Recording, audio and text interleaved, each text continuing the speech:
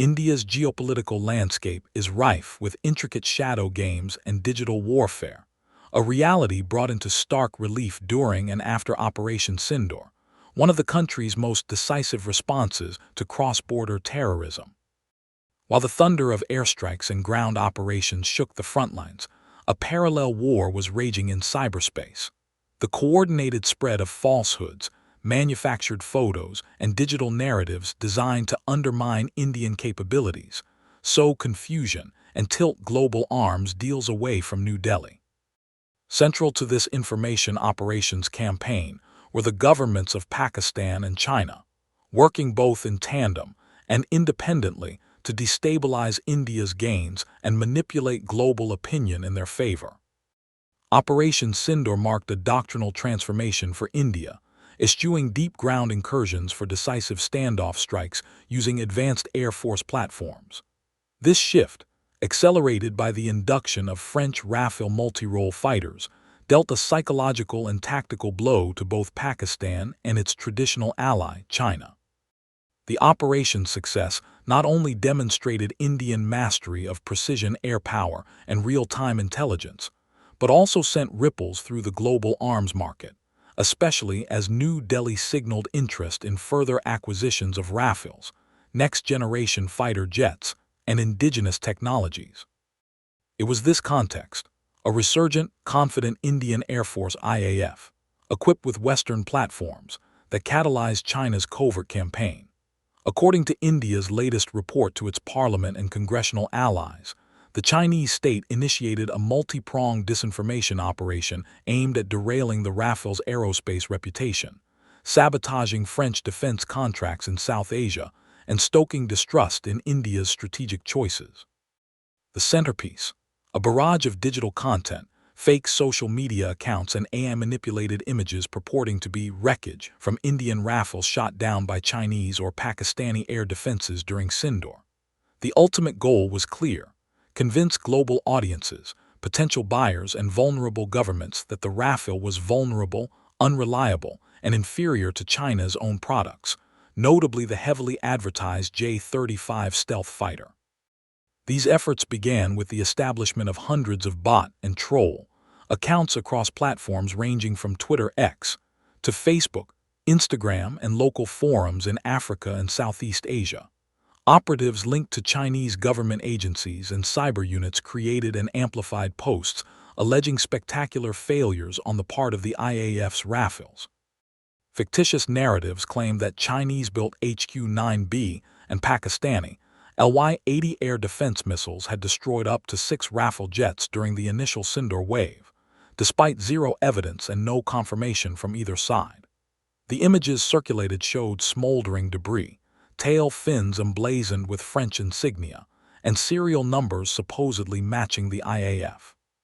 Forensic analysis later proved these were AI-generated composites, digital collages pulling visual features from previously documented crash sites unrelated to Sindoor, blended with Photoshop enhancements and generative adversarial networks, GANs. This campaign was not limited to visuals. Automated accounts liked, retweeted, and shared posts in coordinated bursts, leveraging hashtag hijacking to ensure that terms like Rafale down and Sindoor disaster trended not just in India and Pakistan, but in markets where France was actively courting the sale of new Rafale squadrons.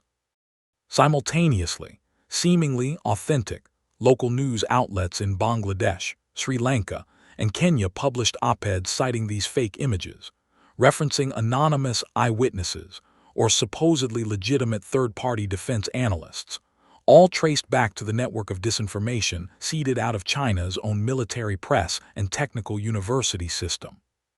Behind the scenes, China's strategic logic was ruthlessly practical.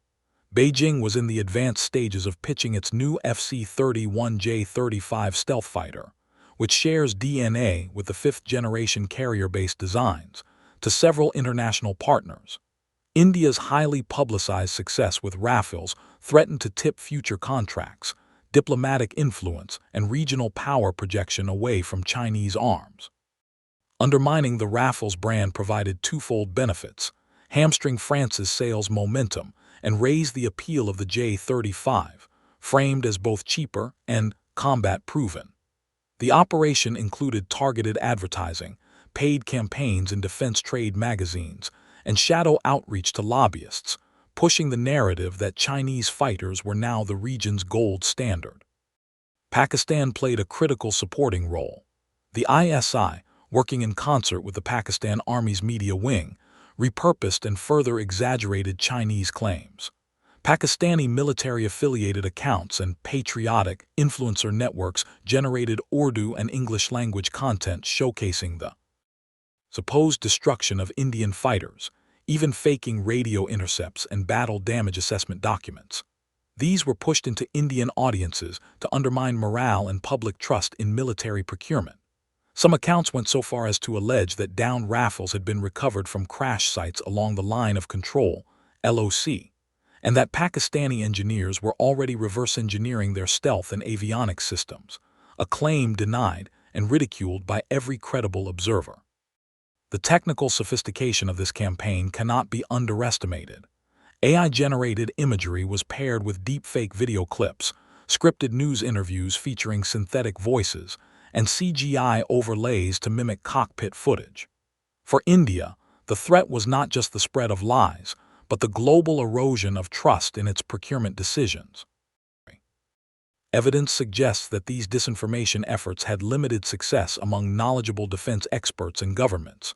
However, opinion tracking showed real impact among general populations in Africa, the Middle East, and Latin America, markets where China was pushing the J-35 and Pakistan was seeking to promote its own battlefield successes. SEO manipulation, paid boosting, and click farms seeded Rafale defeat content into Google and Baidu search results. Military procurement delegations in multiple countries received anonymous leaks and dossiers, purported to be Indian operational secrets, but actually fabricated by hybrid cyber teams tracing back to mainland China. The aftermath of Operation Sindoor showcased India's growing competence in countering hostile digital operations. Cyber defense teams worked alongside the Ministry of External Affairs to debunk memes, publish possible warning advisories, and preempt the spread of fake news across WhatsApp, Telegram, and regional media outlets. Indian cybersecurity firms developed real-time forensic tools to scan, tag, and neutralize bot-driven content, while AI research units in Bangalore and Hyderabad used natural language processing to identify viral narratives and flag them for rapid response. In cooperation with international partners, including France and the UK, India participated in joint cyber drills focused on disinformation countermeasures, contributing their own experience in digital artillery to NATO and EU efforts. China, undeterred by initial exposure, doubled down. New AI models, trained specifically on open-source combat footage and social media transcript patterns, produced ever more convincing simulated battlefield updates. Chinese state-run broadcaster CGTN aired exclusive docudramas on the alleged failures of Western jets, cutting in fake interviews, altered sensor data, and staged public demonstrations. Conferences in Beijing focused on narrative warfare, bringing together university researchers, military propagandists, and strategic communicators to perfect algorithmic manipulation, emotional trigger design, and predictive viral content mapping. Sindoor became, for Chinese planners, a case study in digital subversion, one they would replicate against competitors worldwide. India's response included not just technical fixes but strategic education. The Defense Ministry briefed Parliament and convened public forums, explaining the anatomy of disinformation campaigns and arming civilians with digital literacy to resist manipulation. Rafale pilots made appearances on national television, discussing real-world operations, sortie survivability, and technical specifics that simply couldn't be faked. The government commissioned third-party military historians to analyze the battle and trace the authentic record, a transparency tactic that undercut efforts to rewrite the past with digital forgeries. Underlying these hostilities were long-standing grievances. China's arms industry, desperate to break into lucrative fighter export markets, saw the Rafales rise in India and subsequent interest from other Asian states as a direct challenge. The J-35, while advanced and highly publicized, had not seen combat outside controlled exercises.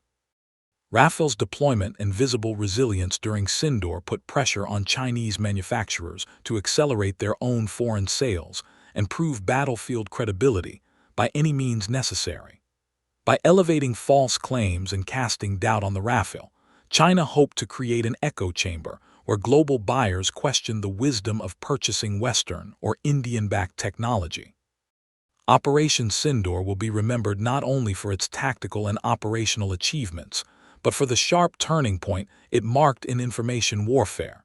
India, Pakistan, and China revealed the full spectrum of contemporary conflict, where kinetic action is just a prologue for a much wider digital campaign.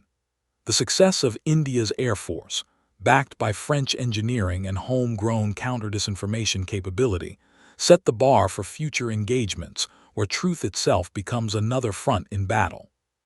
This episode underscores the strategic imperative for vigilance, digital resilience, and rapid response in the age of information warfare.